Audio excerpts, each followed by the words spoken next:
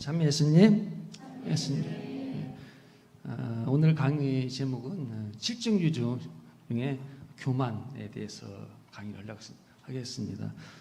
저 작년인가 제가 칠증 중 그 분노에 대해서 강의했었잖아요. 두 번째로 오늘 이 시간은 교만에 대해서 이렇게 하도록 하겠습니다. 원래 칠죄종은 그 교부 에바그리우스가 분께서 그 8가지 탐욕, 음욕, 인색, 슬픔, 분노, 나태, 헛된 영광, 교만으로 이렇게 하셨는데 그걸 요한 가시아누스께서 그 서방사회에 전파를 하고 그다음에 이것을 그레고리 교황님께서 7가지로 교만, 인색, 시기, 분노, 음욕, 탐욕, 나태순으로 이렇게 정리를 했어요. 그래서 이 칠죄종은 그레고리 교황님께서 정하신 거예요. 그러면 칠죄종은 성경에서 어떻게 나와 있냐?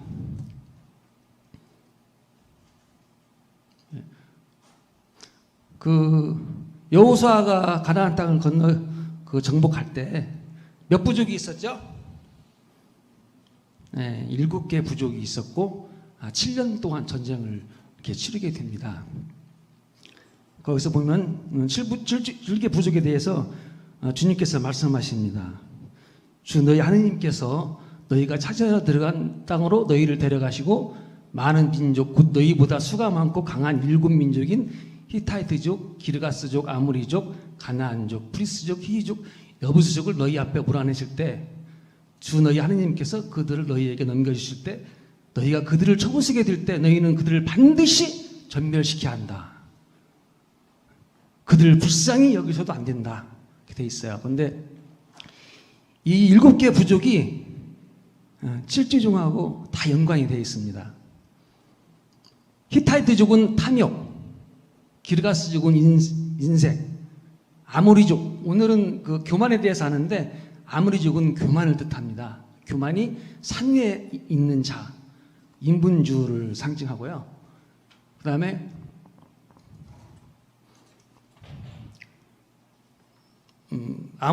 프리스족은 분노, 히유족은 음욕, 여부스족은 시기를 뜻합니다. 지금 우리가 여호수아기에서 성을 무너뜨릴 때 몇 바퀴 돌았죠? 그게 방식이 보면은 6날짜까지는 하루에 한 번씩 돌고 마지막 날 7일째에는 7바퀴를 이렇게 돌도록 합니다. 왜 그런 거죠? 우리가 마지막은 더 기도가 필요하다. 우리가 어떤 고난을 당할 때일수록 더욱더 기도가 필요한 것을 주님께서 여리고성을 통해서 우리에게 알려주신 것입니다. 7가지에 대해서 많이 나오는데 그 기도와 관련된 게 많이 나와요. 쥐와 벌에 대해서도 많이 나와요. 성경에서 보면은 엘리야가 몇 번째 기도할 때 비가 내렸죠? 마지막 7번째 기도를 하고 나니까 저쪽에서 손바닥만한 구름이 보이더라 이렇게 돼 있고 또 엘리사가 또 7번에 대해서 나오는데 나아만 암몬 장군 나아만이 나병이 걸렸을 때 가서 7번을 요단강에서 시쳐라 이렇게 나오거든요. 근데 그 보면은 가나안 땅을 정복할 때 그 7부족을 다 정멸하지 못했어요. 근데 그것을 예수님께서 7가지 악령을 쫓아냄으로써 우리가 주님을 통해서만 이런 것들이 극복될 수 있다는 걸 알려주셨어요. 그게 누구죠? 7마귀를 물리치신 그 여자 이름이 누구죠? 막달라 마리아. 막달라 마리아가 7마귀가 붙어 있는데 주님께서 그 여자를 치료해 줌으로써 예수님만이 우리의 모든 악과 그런 칠죄종을 물리칠 수 있다는 걸 표현해 주고 있습니다. 그래서 그 막달라 마리아가 마지막에까지도 주님께 십자가 밑에서 또 주님께 돌아가실 때에도 그렇게 용감했던 것은 예수님을 통해서 그 칠죄종을 이미 극복했기 때문에 오히려 사도들보다 더 믿음이 컸던 것으로 생각합니다. 그 다음에 그 신약에서 일곱 번에 대해서도 나오는데 베드로가 나에게 잘못한 사람을 몇 번 용서해 주니까 물어봤죠. 그죠? 처음에 몇 번 용서해 준다고 말씀했나요? 네, 7번을 용서해 주니까 그러니까 예수님께서 아니다 76번까지 용서해 줘라 이렇게 됐습니다. 그러니까 아우구스트 성인께서 말씀하셨는데 우리는 뒤에 있는 육적인 것을 멀리하고 내 앞에 있는 하느님을 향해서 가야 된다. 그런데 우리가 하느님을 향해서 갈 때 가장 우리를 괴롭히는 그 죄가 바로 교만이다. 교만은 모든 죄의 시작이다. 우리가 지금 여러분들은 다 교만하지 않다고 생각하죠? 네, 그게 바로 교만인 겁니다. 그래서 우리가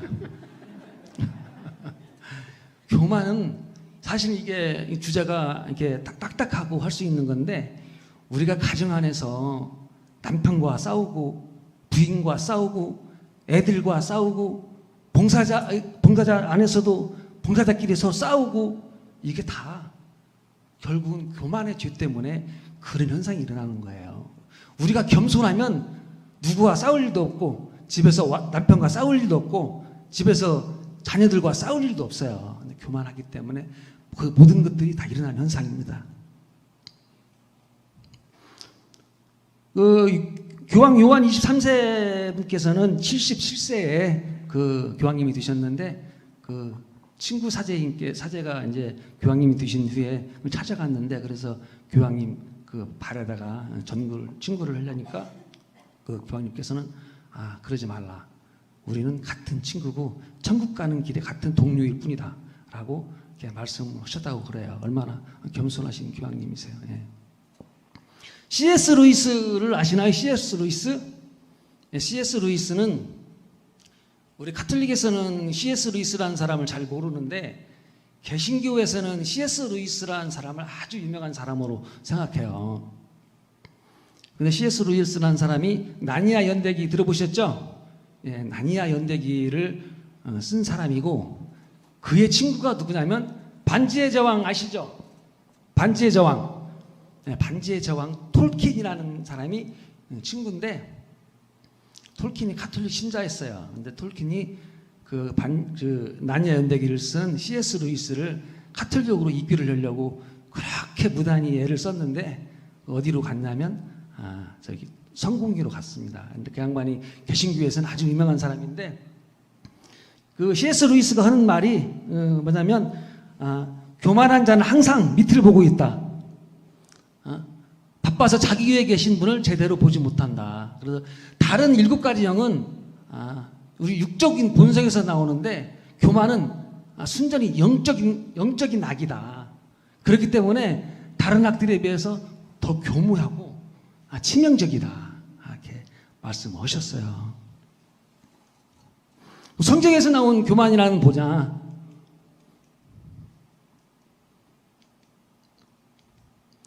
성경에서 교만 잠언 6장 16절에서 보면은 이 6가지를 주님께서 미워하시고 이 7가지를 그분께서 역겨워하신다. 거만한 눈, 거짓말하는 혀, 무고한 피를 흘리는 손, 간악한 계획을 꾸미는 마음, 악한 일을 하려고 서둘러 달려가는 두 발, 거짓말을 퍼뜨리는 거짓 증인, 형제들 사이에서 싸움을 일으키는 자. 그래서 거만한 눈이 첫 번째 나오게 되고 예수님께서도 그 말씀하셨어요. 예수님께서는 사람은 마음이 나쁜 생각들이 안에서 나오는데 그게 바로 불륜, 도덕질, 살인, 간음, 탐욕, 악덕, 시기, 중상, 교만 이런 것들이 나온다. 예. 야고보서 4장 1절에 보면 여러분은 허세를 부리고 자랑하고 있습니다. 그러한 자랑은 다 악한 것입니다. 한쪽은 깔보고 다른 쪽은 편들면서 우쭐거리는 일이 없도록 해야 된다. 고린도일서 4장 6절에서 말씀하십니다. 교만의 종류에는 몇 가지가 있냐? 교만의 종류에는 나누는 방법이 여러 가지 있는데 보면 대체적으로 3가지로 나누는데 첫 번째가 물질 교만. 내가 물질을 많이 가지고 있어서 남들보다 낫다고 생각하는 교만. 성경에서 물질 교만으로 망한 사람이 누가 있습니까? 아시는 분? 네? 성경책 안 읽으시나 봐요. 물질 교만으로 이제 그 망한 사람이 대표적으로 이제 사울이 사울 아말렉과 전쟁에서 전리품을 챙기지 말라고 할 때 그걸 챙겨가지고 그 사무엘이 말했죠.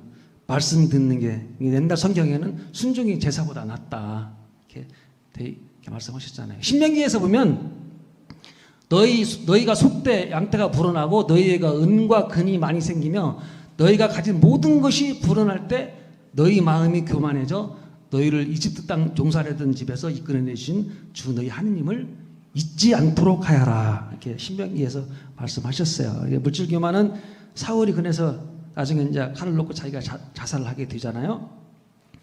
또 사울 다음에 그 뒤로 물질 교만으로 이렇게 멸망당하게 된 왕이 있어요. 그게 누구냐면은 히즈키야 왕이 그 물질 교만으로 멸망을 합니다. 첫 번째 히즈키야가 죽을 뻔히 걸렸을 때 기도로서 15년이 생명 연장된 후에 그걸 바빌론 사람들에게 자기에게 그 가지고 있는 모든 것을 보여주잖아요. 예.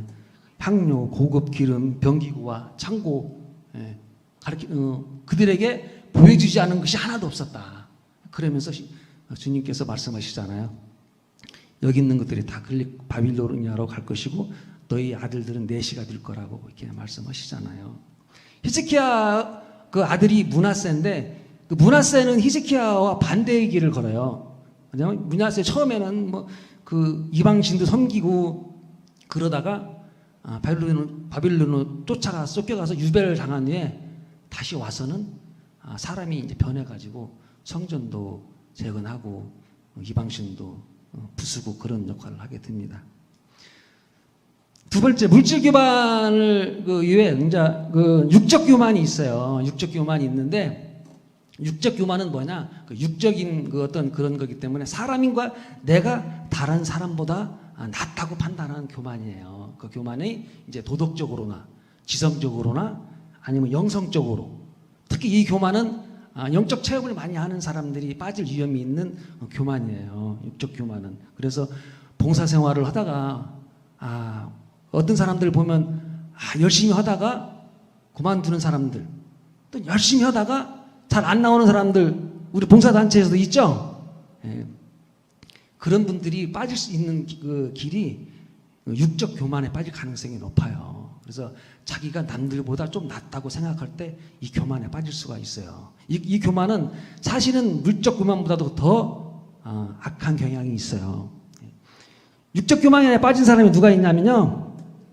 육적 교만에 대해서 그 말하기 전에 육적 교만 안에 집단적 교만이라는 게 있어요. 집단적 교만. 집단적 교만은 뭐냐? 어떤 집단에 속해 있는가에 따른 자신의 위치가 달라진다고 생각해서 집단적으로 교만을 갖게 된다. 예컨대 내가 판사다. 내가 국회의원이다.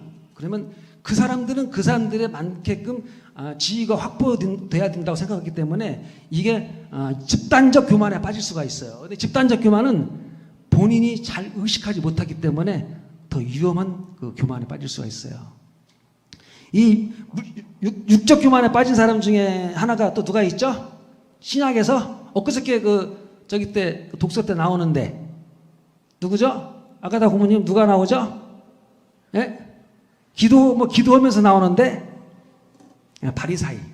바리사인이 저는 간음하지도 않고 11주도 내고 단식도 하고 있다 이렇게 육적 교만에 빠진 사람이 나오잖아요. 그런데 세리는 어떻게 기도합니까? 오 하느님 이 죄를 불쌍히 여겨주소서. 두 번째로 나오는 게 이제 사울이 나와요. 사울이 사도 바오로인데 회심하기 전에 사도 바오로가 나는 예루살렘에서 자랐고 가말리학 문화에서 조상 전례의 엄격한 율법에 따라 교육을 받았습니다. 그래서 그는 남자 여자 할 것 없이 포박하고 감옥에 넣었습니다. 그런데 회개하기 전에 사울이 이렇게 육적 교만에 쌓여 있었습니다. 세 번째로 육적 교만에 빠진 사람이 헤로데예요. 헤로데. 헤로데는 정해진 날에 화려한 임금 복장을 하고 연단에 앉아 그들에게 연설을 하였다. 그때 군중이 저것은 신의 목소리지 사람의 목소리가 아니다 하고 외쳤다. 그러자 즉시 주님의 천사가 헤로데가 내려쳤다. 나오는데 여기에서 두 가지 성향이 있어요. 뭐냐면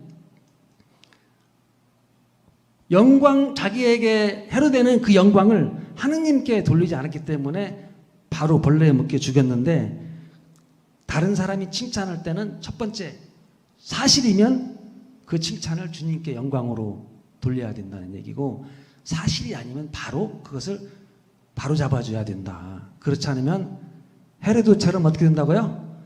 죽임을 당할 수 있다. 이렇게 되겠습니다. 세 번째 영적 교만. 영적 교만은 자신을 하느님과 같이 생각하는 그 교만이에요. 이런 교만이 성경에서는 더 많이 나오는데, 첫 번째 그 루치펠이 나는 하늘로 오르리라. 나의 왕자를 세우고 북녘 끝 신들이 부여에 있는 산 위에 좌정하리라. 그런데 그는 저승의 구렁의 맨 밑바닥으로 떨어지게 됐습니다. 이사야서 14장 뭐죠? 그 다음에 영적 교만에 빠진 게 누굽니까? 너무나 잘 알고 있으면 나오시죠. 누구죠? 아담과 하와가 하나님과 같이 되어서 선과악을 알게 되기 때문에 들 것이다 하니까 선악과를 따먹었잖아요. 그래서 우리의 원죄를 진 아담과 하와가 영적 교만에 빠지게 된 거죠. 그 다음에 바벨탑을 쌓은 사람들, 그 다음에 티로의 군주, 에젤키에서 나온 티로의 군주가 너는 마음이 교만하여 나는 신이다. 나는 신의 자리에 바다 한가운데 앉아있다 하고 말한다. 하지만 너는 신이 아니라 사람이면서도 신의 마음에 비긴다. 이렇게 티로의 그 군주가 말하는데요. 티로는 그 페니키아 지방에 있는데 주요 도시가 페니키아 국가인데 주요 도시가 시돈과 티로였어요. 그래서 지중해에서 그 붉은색 비단을 입히는 그 염색 기술이 있어가지고 무역에서 발전을 잘 나갔는데, 결국은 이쪽 티로가 누구한테 망하냐면요, 네부카드네자르, 바빌로니아의 그 네부카드네자르한테 멸망하게 됩니다.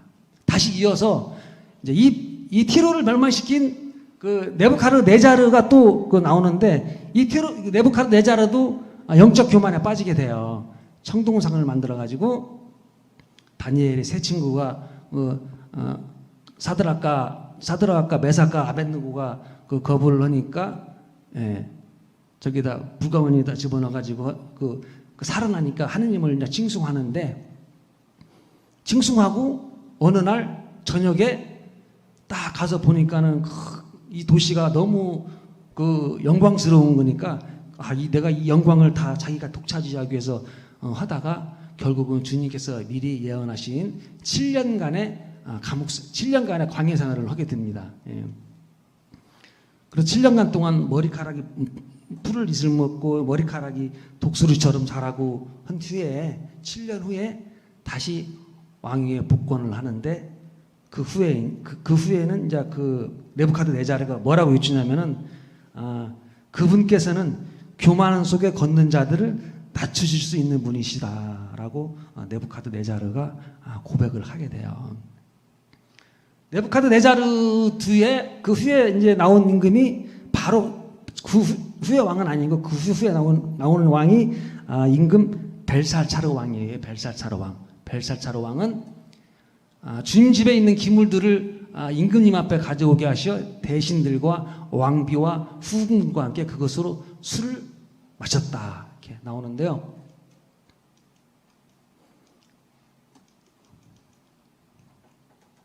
이 그림을 보면 여기 나오죠. 밑에 있는 여자들이 술을 마시고 여기에 그 왕이 뒤를 보니까 무슨 그림이 나와서 글씨가 써져 있잖아요. 예? 그죠?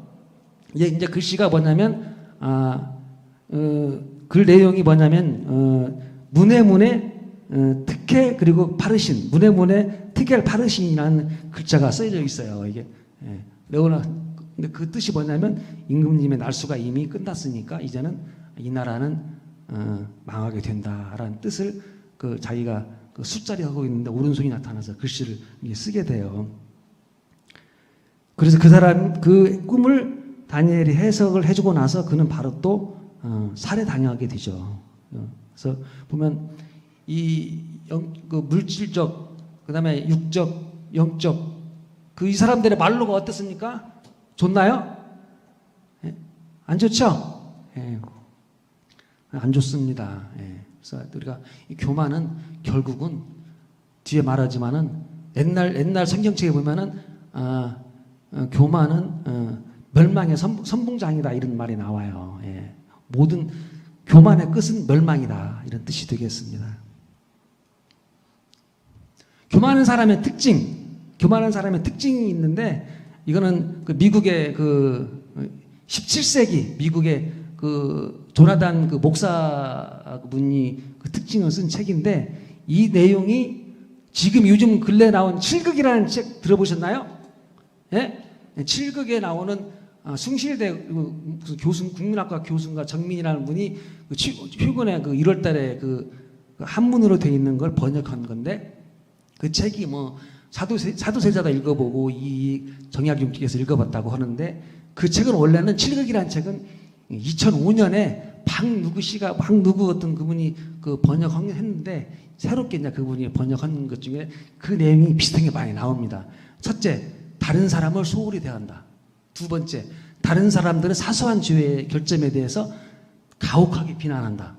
셋째, 자기를 독특하게 과시하고 다른 사람보다 낫다고 생각한다. 넷째, 자신에 대한 반대와 공격에 대해서 아주 예민하게 반응한다.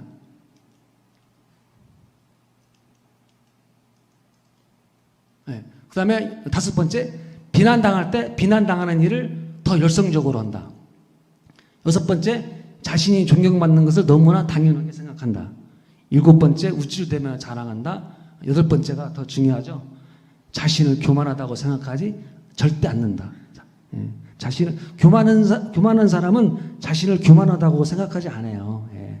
이게 교만한 사람의 특징입니다. 그리고 또 심리학적으로는 이기적이고 아부나 칭찬을 좋아한다. 이렇게 되겠습니다. 그 다음에 이제 교만의 단계는 우리가 보면 베르나도 성인 알죠? 베르나도 성인께서 이제 1090년 프랑스 디중 출신인데 그 베르나도 그 성인이 이런 예화가 있어요. 그 당시 그 아나클레 그 2세하고 이노센트 2세 두 분께서 교황직에 이제 서로 다툼이 있었는데 이분이 이노센트 2세를 교황님을 추천을 해서 다른 파들이 반대를 하게 돼요. 그 중에서 유럽의 이제 유럽의 이제 재력가가 이분을 믿지 않으니까 이분 그 베르나도 2세께서 무엇을 가지고 갔습니다. 뭘 가지고 갈게요? 오늘과 관련된 얘기인데 오늘이 무슨 날이죠? 성체생일 저 지리자 오늘 그분께서 성체를 가지고 모시고 그 말을 안 듣는 그 군주한테 가서 당신의 종들을 말을 안 듣는데 당신 앞에 당신의 영혼을 책임질 재판관이 여기 있다. 이분도 당신이 무시할 거냐 그렇게 말을 했을 때 그 군주는 바로 그 자리에서 기절하고 벌벌 떨고 그래서 나중에 회개해서 다시 돌아왔다는 그런 일화가 있어요. 그래서 베르나도께서는 스님께서는 교만과 그다음에 겸손으로 가는 사다리를 이렇게 얘기하셨는데 첫 번째 교만의 첫 번째 스타트. 저도 좀 공부하면서 놀랐는데 호기심. 여러분도 혹시 다른 사람에 대해서 호기심 많이 가지고 있죠? 네?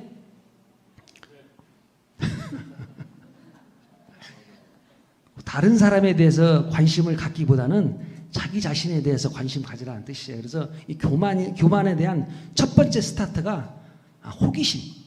저 사람은 뭐 할까? 저 사람은 다르게 행동하나? 이 호기심이 첫 번째 교만으로 가는 첫 단계라는 거예요. 두 번째는 경솔한 마음가짐, 셋째는 어리석은 환락과 어리석은 즐거움. 네. 자랑, 허풍 떠는 것, 괴팍함, 좀 시간 관계상 빨리 시작하겠습니다. 거만, 독단성, 무례하고 뻔뻔스럽다, 자기 정당화하다, 죄를 변명하는 것. 여기 8번째는 사실 우리 봉사자들이 많이 묵상을 해야 돼요. 뭐냐면 왜 묵상해야 되냐면은 어떤 신부님이 와서 강론 때 자주 말씀하시잖아요. 왜 고해성사 하는데 왜 남의 죄를 고해하냐고. 그렇죠? 예? 어떤 신부님께서 그 강론 때 많이 말씀하시잖아요. 고해성사에 가서 자기 죄를 고해해야지 왜 다른 사람 죄를 고해하냐고요. 그 사람 때문에 제가 이렇게 잘못했습니다. 그것은 그렇게 하는 것은 아니라고 생각해요. 그래서 그런 그 죄를 범하면 바로 8번째, 자기 정당화, 죄를 변명한다는 거죠. 9번째, 거짓 고백, 유선적 고백, 반역하고 반항하는 거. 11번째, 꺼리낌 없이 죄 짓는다. 그 다음에 12번째가 완전히 이제 습관적으로 죄를 짓고 십계명을 경시하는 태도가 마지막 교만으로 밑으로 내려가는 12단계가 되겠습니다. 교만의 그 결과는 뭐냐? 교만의 결과는 뭐냐? 그래서 원래 이 강의는 1시간 10분 정도를 해야 되는데 시간 관계상 제가 중간에 어떤 끝을 내야 될 것 같은 생각이 나니까 하여튼 하는 데까지 하겠습니다.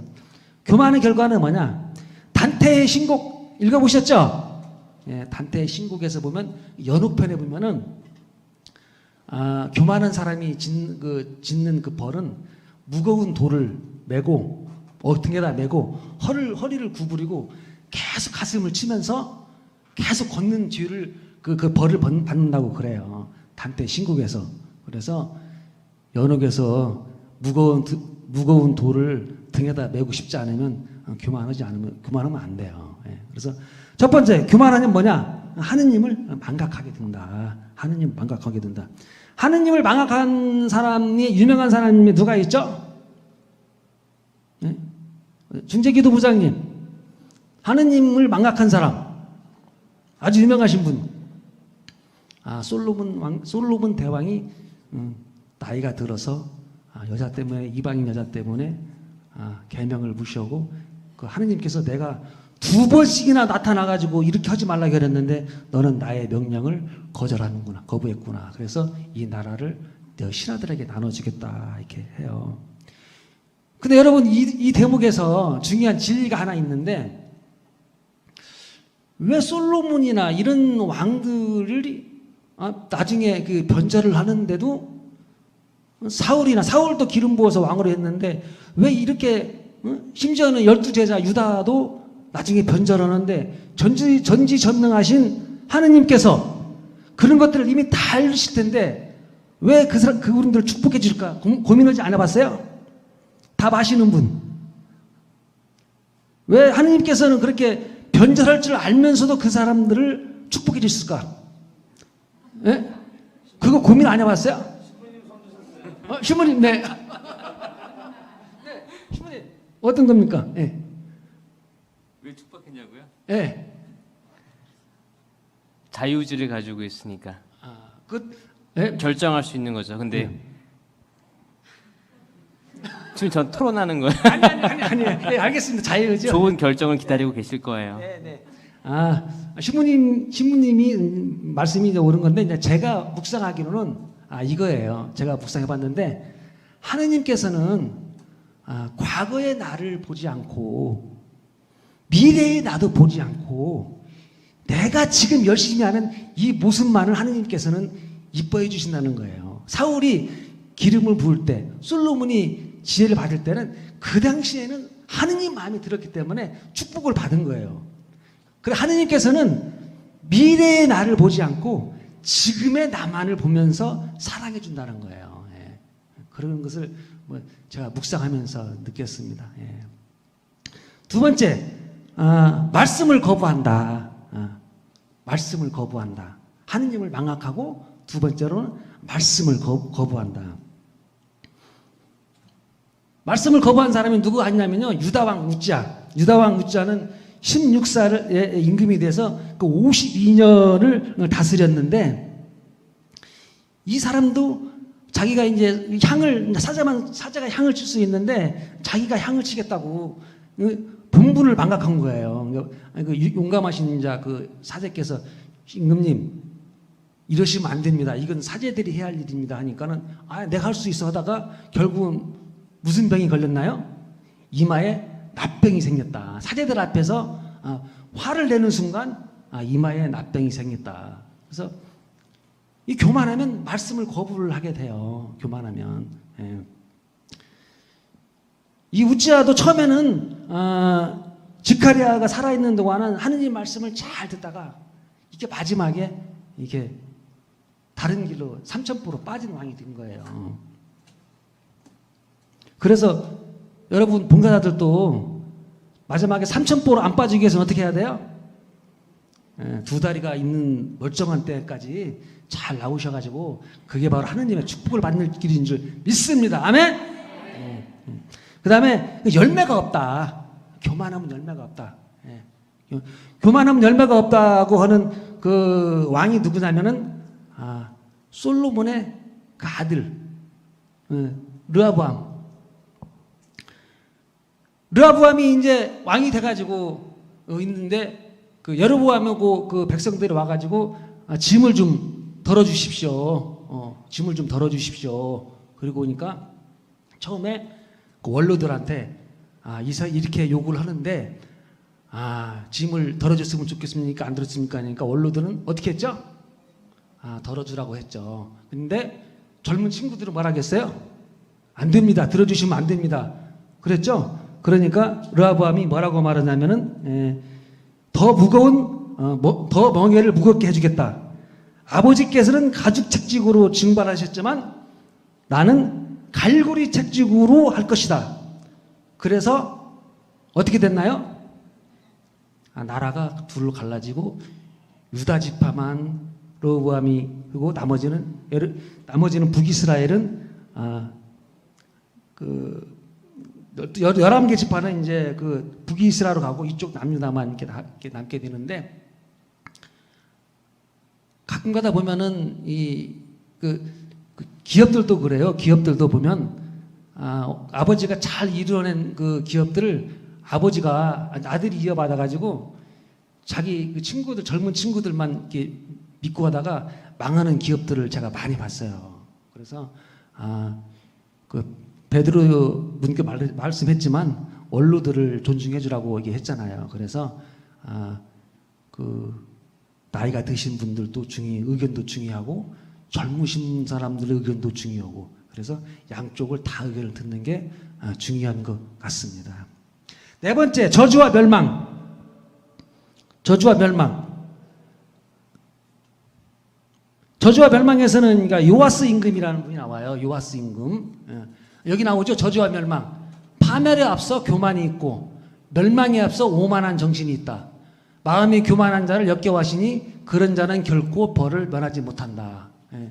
그래서 교만은 파멸의 선봉장이다. 교만은 파멸의 선봉장이다. 됐습니다. 그 요아스는 그 17살 임금이 돼가지고 여호와다가 살아있는 동안 내내 주님의 그 드는 옳은 일을 하다가 결국은 그 아들 저기를 죽이잖아요. 아들을 지카리아를 그 죽이고 나서 나중에 그 자기도 전쟁에 상처를 입고 나서 결국은 신하들한테 죽임을 당하게 되죠. 교만한 사람들 끝이 다 잘 보이죠? 나는 교만하다 생각하는 사람 손 한번 들어보세요. 손든 사람이 겸손한 사람들이에요. 네? 손든 사람이. 나는 교만하다고 인정한 사람이 겸손한 사람이고 손 안 드신 분들은 다 교만하신 분들이에요. 자, 그러면 이 교만을 어떻게 극복해야 되냐? 교만을 어떻게 극복해야 되냐 하면은 뭐 쉬운 거예요. 교만은 겸손을 통해서 극복해야 된다. 보면 요한 카시아노스 교부께서는 뭐라냐면 겸손만이 우리를 참된 완덕에 이르게 한다. 이냐시로 영신수련 책 읽어보신 분?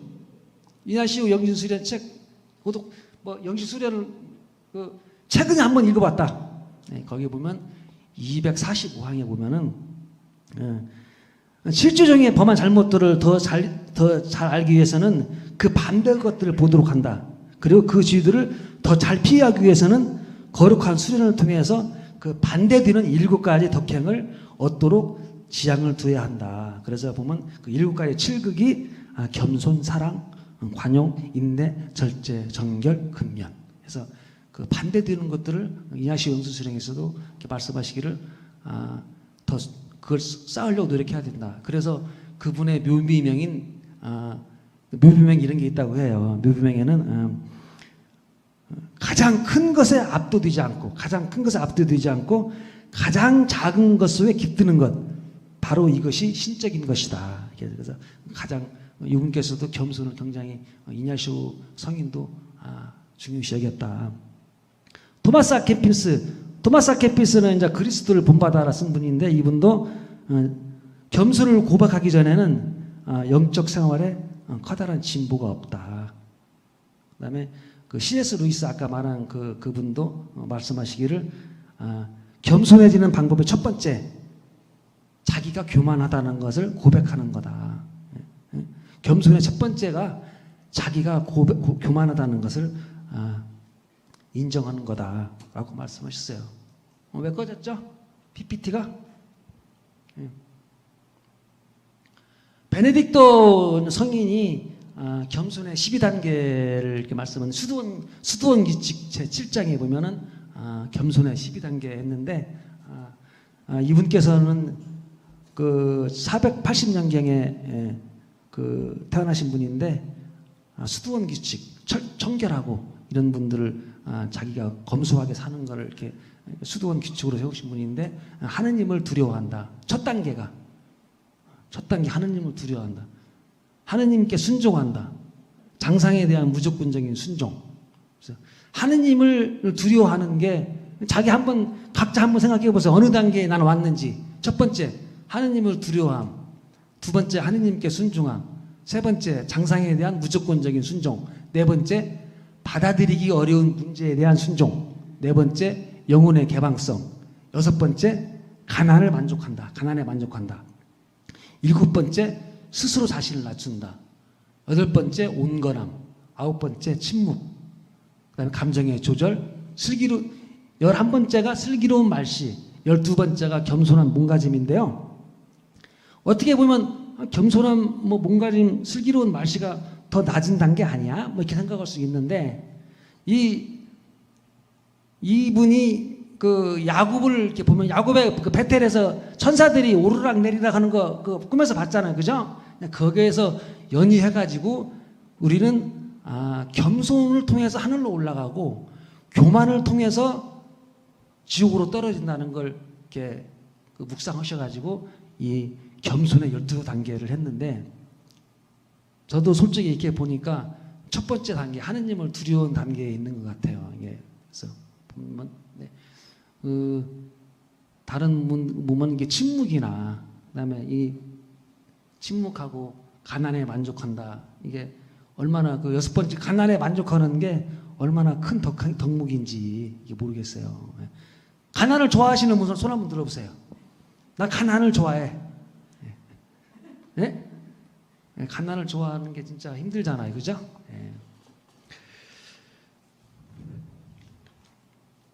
이렇게 됐는데, 두 번째로는 여기가 그 겸손해지 교만을 이기기 위해서는 어떻게 해야 되냐? 성모님을 닮아야 된다. 성모님께 묵주기도를 하시면서 뭘 달라고만 하지 마시고 성모님의 성품을 저에게 주십시오라고 기도를 하세요. 그래서 성모님을 통해서 겸손하면 다른 복들도 같이 덩굴째 들어올 줄 믿습니다. 예. 또 교만을 이기기 위해서는 가난한 사람들과 자주 교류를 해야 된다. 가난한 사람과. 로마서 12장에 보면은 오만한 생각을 버리고 비천한 이들과 어울리십시오. 비천한 이들과 어울리십시오. 예. 지금 시간 관계상 지금 엄청 건너뛰고 있습니다. 지금. 예.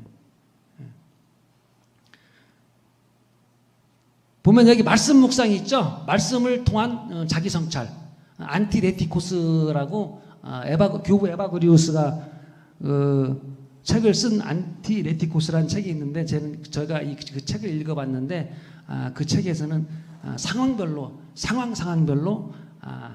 교만의 상황에 따라서 거기에 말씀을 주면서 묵상하라고 그분께서 말씀하셨어요. 그래서 한번 시간 되시는 분들은 안티레티코스라는 책을 한번 읽어보시기 바랍니다. 40분까지 해야 되니까 마지막으로 그 다음에 하느님 자비와 은총에 대해서 절대적으로 의탁해라. 이 우리가 하느님의 자비 없이는 너희들은, 예수님께서 뭐라고 말씀하셨습니까? 너희들은 나 없이는 아무것도 할 수 있다? 할 수 없다. 그러니까 우리가 우리 의지적으로는 이 죄들로부터 벗어날 수가 없어요. 우리가 할 수 있는 거는 묵주기도할 때 성모님의 성품을 달라고 기도하시고 주님께 온전히 의탁하면 여기에서 풀어나올 줄 믿습니다.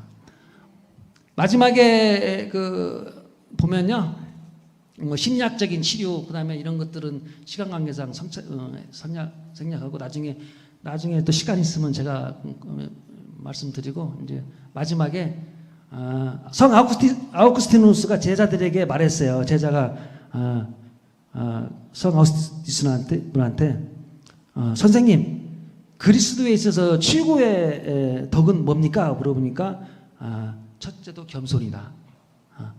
둘째는 뭡니까? 둘째도 겸손이다. 셋째는 뭡니까? 셋째도 겸손이다. 그러면 선생님, 겸손의 반대는 뭡니까? 하니까 겸손의 반대는 교만이다. 그러면 교만이라고 말씀하시면서 성인께서 교만이란 자기가 겸손하다고 생각하는 것이 바로 교만이다.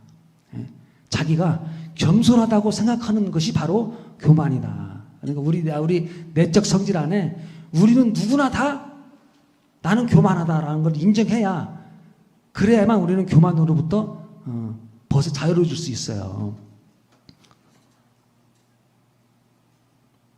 임금이 마태복음 22장 11절에 보잖아요. 혼인 예복을 갖추지 않고 어떻게 여기 들어왔냐 하고 물으니 그는 아무 말도 하지 않았다. 그러자 임금이 하인에게 말했다. 이자의 손과 발을 묶어서 바깥 어둠 속으로 내던져 버려라. 여기에서 예복이 뭐일까요? 예복. 저는 이것을 예복을 제가 묵상하기로를 우리가 교만의 옷이 아닌 겸손의 옷, 7극의 옷을 입어야지 7조의 옷을 입으면 여러분은 부르심을 받았지만 선택받을 수 있다고 없다고요? 네, 여기 나와 있잖아요. 부르심을 받은 이들은 많지만 선택된 이들은 적다. 그래서 하늘나라에 가서 잔치상에 가서 교만에 대해서 이렇게 얘기했는데 첫 번째도 자기 자신이 교만하다는 걸 인정하고, 그리고 그게 바로 겸손의 시작이니까 하여튼 수시로 자기 성찰을 하셔야 돼요. 그래서 뭐 술 마시고 그냥 성깔 부리고 힘들게 하는 그 남편한테 내가 혹시 교만하지는 않고 있는지, 그 다음에 부모의 말을 안 듣고 부모의 심정을 안 들어주는 자식들에게 나는 교만하지 않은지, 마음에 안 들고 있는 저 효장을 손가락질 하기보다는 그러면 손가락질 하는 순간 내가 교만에 빠졌구나 라고 생각하시면 돼요. 아셨죠? 하여튼 부족하지만 잘 들어주신 신부님께 감사드리고 감사드립니다. 영광의 성부와 성자와 성령께 성부와 성자와 성령 이름으로 아멘. 감사합니다.